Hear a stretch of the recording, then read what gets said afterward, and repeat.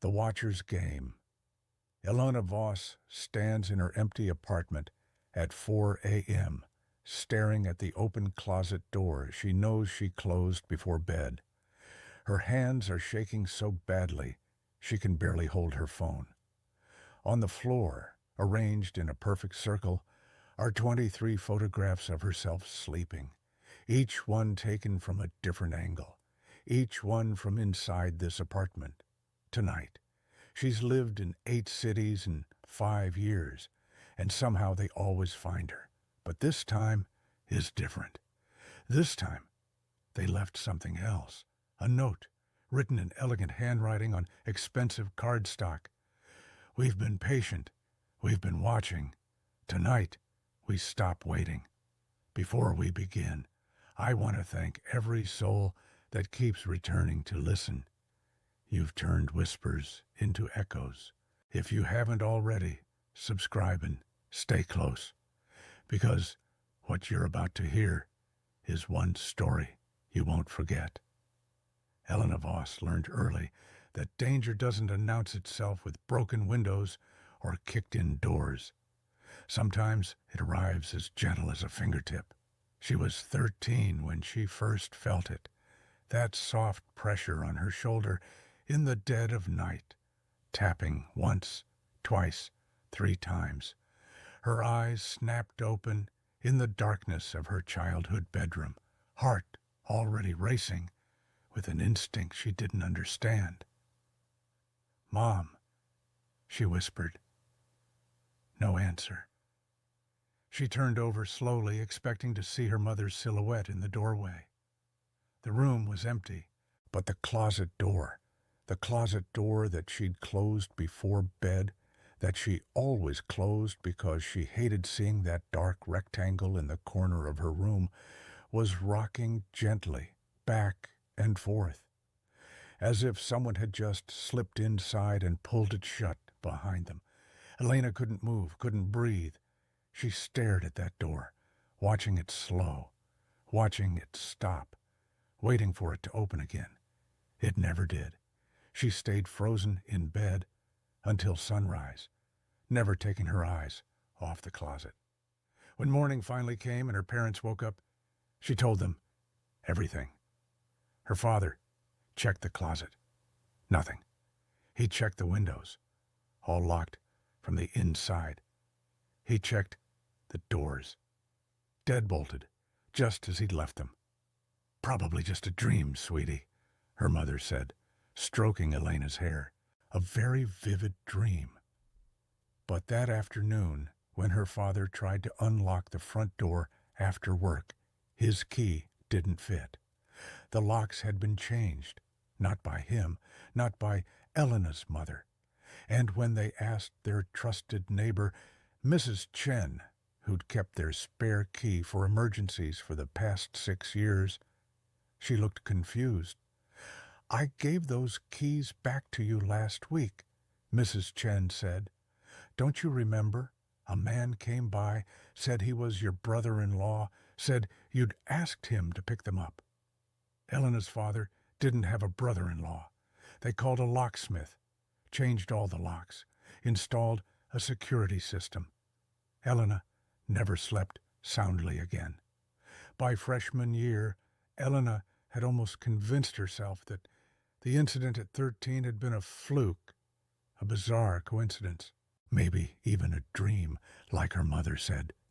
Then the notes started. The first one appeared in her locker on a Tuesday morning, folded neatly and slipped through the vents. "I saw you in the hallway today. Your smile is beautiful. I think about it constantly." No signature, no name. Elena threw it away and didn't think much of it. High school was full of awkward kids with crushes. But the notes kept coming. One every few days at first, then daily, then multiple times a day. They appeared in her locker, even though she never saw anyone approach it. The handwriting was always the same. Careful, practiced, obsessive. "I love the way you tuck your hair behind your ear when you're concentrating. We're meant to be together. I can feel it. Destiny brought me to you. I know you don't see me yet, but you will. Soon. Elena reported it to the principal. They reviewed security footage of her locker area, but the cameras had blind spots. Whoever was leaving the notes knew exactly where to stand to avoid being seen. Then the notes changed. Why won't you acknowledge me? I see you talking to other boys. Do you think they love you, like I do? You're making this harder than it needs to be. I found you once. I'll find you again. That last note came with a photograph. Elena walking to her car. After school, taken from behind. Taken from close enough that whoever shot it could have reached out and touched her. The next morning, Elena found a dead bird on her front porch. It had been arranged carefully, wings spread, head twisted at an unnatural angle, positioned directly in front of the door so she'd have to step over it to leave the house. Her parents called the police, animal control, the school. Nothing helped.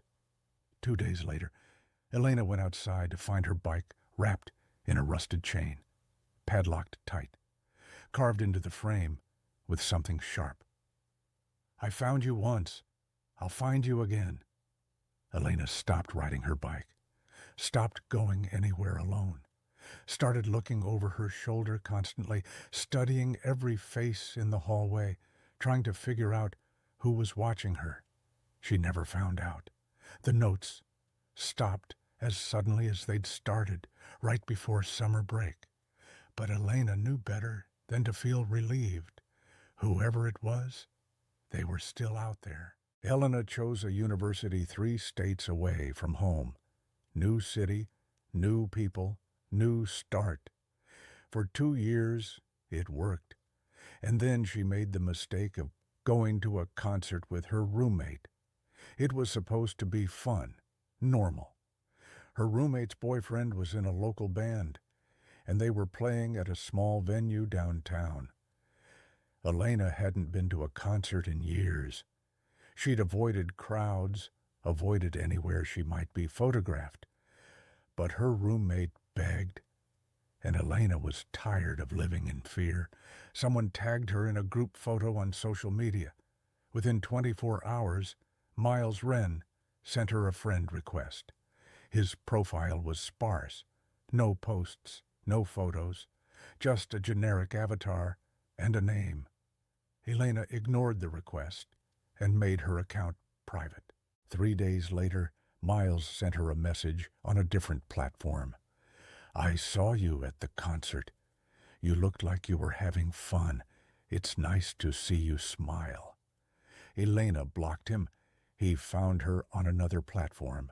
Why are you ignoring me? I'm not trying to scare you. I just want to get to know you. She blocked him again and again and again. Miles created new accounts faster than she could block them. He'd message her with details that made her skin crawl, the color of her jacket, the coffee shop she'd visited that morning, the exact time she'd left her dorm. I saw you at the library today. You were wearing that blue sweater I like. You were reading for your psychology class. You looked stressed. I wish I could help. How did he know what class she was reading for? Elena reported him to campus security, to the police, to every platform he contacted her on. But Miles Wren was careful. His messages were never explicitly threatening. He never showed up on campus. There were no laws against sending someone messages telling them they looked nice. Then Elena went home for winter break, back to her parents' house. She was unpacking in her old bedroom when her mother called up the stairs. Elena, there's someone here to see you. Elena's blood went cold. She came downstairs slowly. Miles Wren stood in her living room, smiling at her mother, a bouquet of flowers in his hands. Hi, he said, turning that smile on Elena. I was in the neighborhood. and thought I'd say hello. How do you know where I live? You mentioned your hometown in one of your old posts before you went private. Miles held out the flowers. I wanted to give you these as a peace offering. I know I came on too strong online. Elena's mother looked confused, glancing between them. Elena, is this a friend from school? No. Miles's smile never wavered. We haven't officially met, but I feel like I know you. I've been following your photography account for years. You're very talented. I want you to leave. Of course. Miles set the flowers on the coffee table. I didn't mean to intrude. I just wanted to finally say hello in person. It's nice to meet you, Elena. He left without another word, climbing into a car parked across the street and driving away slowly, waving as he passed the house. Elena's father called the police. They took a report, but said the same thing campus security had said. He hadn't threatened her. He'd just stopped by to say hello. Elena went back to school early. She deleted all her social media accounts, changed her phone number, started using her middle name instead of her first. For 3 months, there was silence. Then, one evening, Elena looked out her dorm window and saw him. Miles Wren, standing on the sidewalk across from her building, looking up at her window, just standing there, smiling. Elena called campus security. By the time they arrived, Miles was gone. But the next morning, she received a message from a new account. I saw you see me last night. You were wearing your gray pajamas, the ones with the small hole near the hem. You looked scared. You don't need to be scared of me, Elena. I would never hurt you. I just want you to know I'm here. I'll always be here. Elena moved to Denver after graduation. She lasted 6 months before Miles appeared outside her gym. She moved to Austin 4 months before she spotted him at her favorite coffee shop. She moved to Boise 2 months before she found flowers on her car with a note. You can't run from fate. She moved to Seattle 1 month before. Elena stopped counting, because by then she'd realized Miles wasn't her only problem. It happened on a Tuesday afternoon in Seattle. Elena was walking back from the grocery store, arms full of bags, when she noticed the woman on the opposite sidewalk. She was pushing a stroller, an old-fashioned one, the kind with high sides and a white lace canopy, but something about the way she moved was wrong. Too slow, too deliberate, like she was performing the act of walking rather than actually going anywhere. Elena tried not to stare, but as they passed each other, she glanced at the stroller. There was no baby inside, just a porcelain doll, swaddled in the yellowed fabric, its painted eyes staring straight up at the sky. The woman stopped walking. "Elena," she said softly. Elena froze. "How do you know my name?" The woman tilted her head, studying Elena with an expression that was almost hungry. "Don't you remember me?" "No. We've met before, many times." The woman smiled, and there was something wrong with it. Too wide, too knowing. "I've been watching you grow up. You're even more beautiful than I imagined you'd be." Elena backed away. "Stay away from me." "I can't do that." The woman stroked the doll's porcelain head. "We're connected, you and I. We always have been." Elena turned and ran. When she looked back, the woman was gone, stroller, doll, and all. But that night, Elena found a photograph slipped under her apartment door. Her, age 13, sleeping in her childhood bedroom. Someone standing in the shadows behind her bed. Elena started walking her neighbor's dog for extra cash. A golden retriever named Murphy, who was friendly, well-trained, and made her feel safer during evening walks. She was 3 blocks from home when Murphy stopped suddenly, ears forward, body rigid. "What is it, boy?" Murphy growled, low and threatening, a sound she'd never heard him make before. That's when Elena saw him. A man was stepping out of the hedge, lining someone's front yard, moving with unnatural jerky motions, like a marionette with tangled strings. His face was twisted into a grin so wide it looked painful. He stared directly at Elena. Murphy lunged, barking furiously, teeth bared. The man stumbled backward, his grin faltering for just a moment, and then he turned and ran. Not smoothly, but with that same strange, jerking motion, disappearing around a corner. Elena called the police from a neighbor's porch. Murphy pressed against her legs. They searched the area, found nothing. But when Elena got home, she found muddy footprints leading up to her apartment door, hedge clippings scattered on her welcome mat, and a note, written in handwriting she'd never seen before. "The dog won't always be there to protect you." Elena's parents started calling her more frequently, their voices tight with worry. "Honey, there's a car that's been parking outside the house," her mother said. "Every evening, same time, they just sit there with the engine off, lights off, for hours." "Did you call the police?" "3 times. By the time they arrive, the car is gone." Elena felt her stomach drop. "What kind of car?" "A gray sedan, tinted windows. We can't see who's inside." "Mom, you need to move.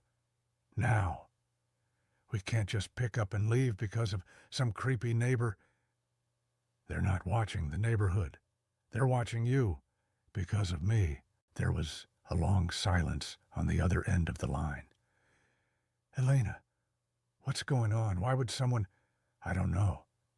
Elena's voice cracked. "I don't know why they won't leave me alone. I don't know what they want. But it's been happening my whole life, and now it's spreading to you." Her parents moved in with her aunt 2 states away.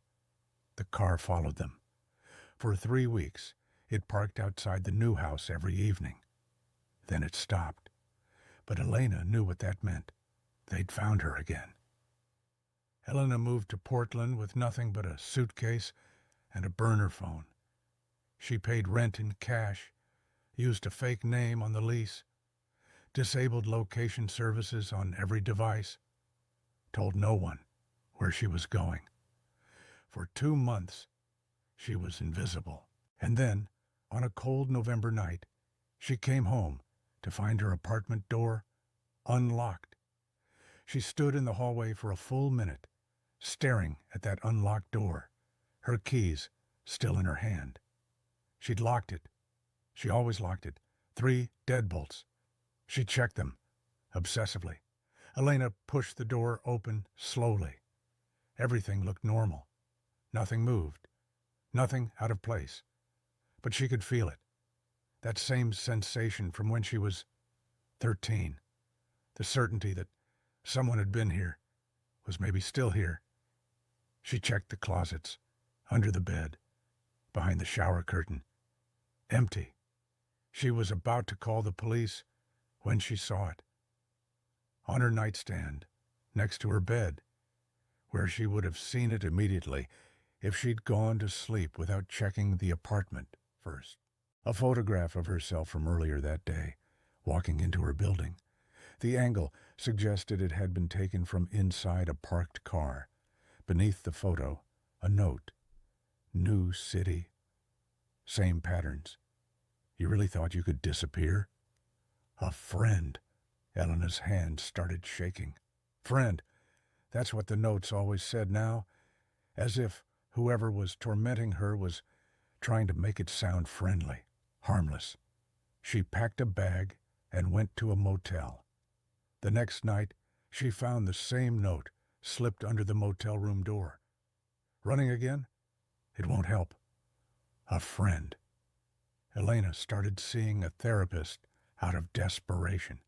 Dr. Cardwell was kind, patient, and completely out of her depth. What you're describing sounds like extreme hypervigilance, Dr. Cardwell said during their third session. It's common in people who've experienced stalking or harassment. Your brain is in constant survival mode. But it's not just hypervigilance. These things are actually happening. I believe you've experienced real threats, but I also think you might be seeing threats that aren't there. When we're traumatized, our pattern recognition goes into overdrive. We start connecting dots that might not actually be connected. You think I'm paranoid. I think you're traumatized. There's a difference. Dr. Cardwell leaned forward. Have you considered that some of these incidents might have innocent explanations? A wrong address? A coincidence? A stranger who happens to be in the same place as you? Elena wanted to believe her. God, she wanted to believe that half of this was in her head. But then she'd go home and find another note, another photograph, another sign that they, whoever they were still watching. Over the next 6 months, the incidents piled up like snow before an avalanche. Miles appeared outside her workplace, waving cheerfully when she spotted him through the window. The woman with the stroller showed up in the background of a photo someone posted from a street festival Elena had attended, standing perfectly still while everyone around her moved, staring directly at the camera. Her parents received a package at their new address, a photo album filled with pictures of Elena spanning her entire life, many of which she'd never seen before. Pictures taken through windows, pictures taken from behind, pictures taken while she slept. A man with a twisted grin appeared in her peripheral vision at the grocery store, the bank, the post office, always just close enough for her to notice, always disappearing before she could get a good look at him. Her new therapist, she'd switched after Dr. Cardwell suggested medication Elena didn't want to take, received a letter. Elena Voss is my patient. Stop interfering. A friend, the therapist, suggested Elena might be sending these things to herself. Elena stopped going. She stopped trusting anyone. She stopped sleeping more than 2 hours at a time. She installed cameras in her apartment, 6 of them covering every angle, but somehow notes still appeared. It all came to a head on a Saturday night in October. Elena woke at 3 a.m. to the sound of breathing, not her own, someone else's.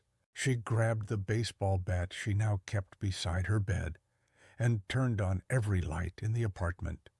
No one was there, but her laptop was open on the kitchen table. She always closed it before bed. Elena approached it slowly, bat raised, and looked at the screen. Someone had opened a document and typed a single sentence. "We're closer than you think." Elena called the police. They came, took a report, checked her cameras. The footage showed nothing. No one entering, no one leaving, just Elena, alone in her apartment. "Maybe you sleepwalked," one officer suggested. "Open the laptop yourself." "I don't sleepwalk." "Or maybe you're under a lot of stress. These things can manifest in unusual ways." They left, and Elena sat in her apartment, staring at that sentence on her laptop screen. "We're closer than you think." She looked at her closet door. It was open. She always closed it before bed. Always. Elena walked to the closet slowly, bat gripped tight in both hands. She pulled the door wide open. Empty.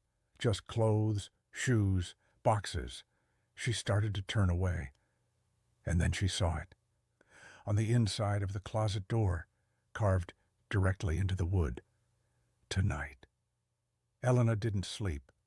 She sat on her couch with the baseball bat across her lap, all the lights on, all the locks engaged, watching the closet door. Hours passed. Nothing happened. At midnight, her phone buzzed. Unknown number. She answered without thinking. Hello? Breathing. Just breathing. Who is this? The breathing continued for another 5 seconds. Then a voice. Distorted. Mechanical. Impossible to identify. Oh, look outside your window. The line went dead. Elena's apartment was on the 3rd floor. Nothing should be able to reach her window, but she stood slowly, walked to the window, and pulled back the curtain. A face stared back at her, pale, pressed against the glass, eyes too wide, mouth stretched in that same twisted grin she'd seen on the man from the hedge. Elena screamed and stumbled backward. When she looked again, the face was gone, but on the window, drawn in the condensation. We see you. Elena grabbed her keys, her phone, her bat. She ran. Down the stairs, out of the building onto the street. She didn't know where she was going. She just knew she couldn't stay there. She ran for 3 blocks before she had to stop, lungs burning, vision swimming. That's when she noticed the cars, 5 of them parked along the street in a perfect line, all gray sedans with tinted windows, all of them with their engines off, all of them facing her. As Elena watched, the driver's door of each car opened slowly. 5 figures stepped out. Miles Wren, smiling his too bright smile, the woman with the stroller, the porcelain doll cradled in her arms, the man with the twisted grin, his face barely visible in the streetlight, and 2 others Elena had never seen before. A teenage boy who looked too young to drive, and an elderly man who moved with eerie grace. They didn't say anything. They just stood there, arranged in a line, watching her. Elena backed away, bat raised. What do you want? None of them answered. They just started walking toward her, slowly, in perfect synchronization. Elena turned and ran,